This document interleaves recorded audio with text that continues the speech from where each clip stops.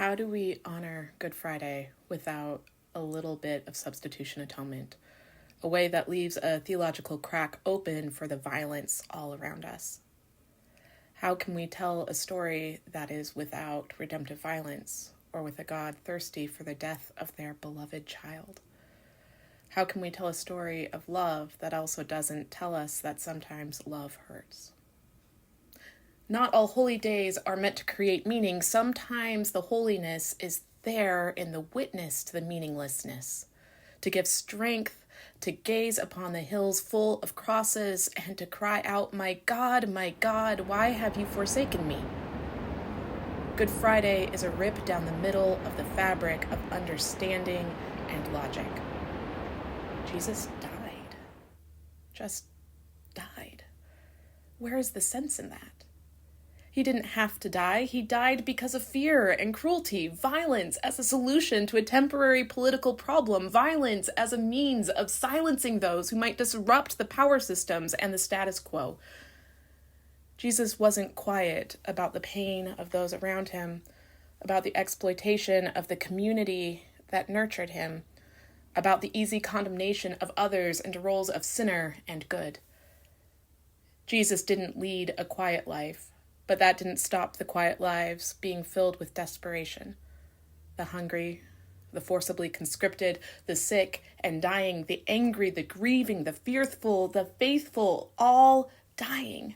So many quiet, unnecessary deaths that Jesus wouldn't let go by without a witness. Jesus lifted his voice to God and to all who heard and said, "Take away the unnecessary pain, take away the poverty, take away the shame. We are whole and holy. We deserve more. We will make the kingdom of God here and the world will be good." Silent or speaking, death still arrived.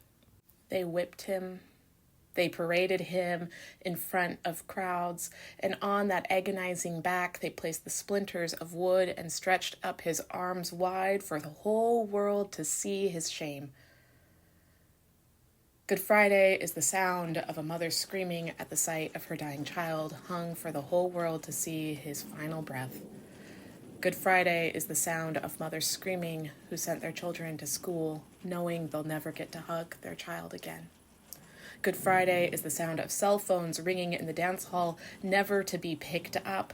Good Friday is the sound of a child sobbing, "I don't want to be an only child." Good Friday is the sound of lawmakers declaring that only more violence will solve this problem of violence. Good Friday is the sound of a voice crying out for his mom, a voice saying he can't breathe.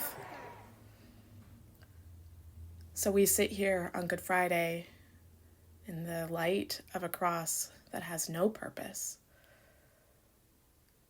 We see violence that steals our words and our hope. We don't have to make Good Friday have meaning. We don't ever have to find violence against anyone to be purposeful. Good Friday gives us the opportunity and the moment and the recognition that sometimes we must sit at the emptiness of unnecessary death and grieve in the humidity of our hot tears.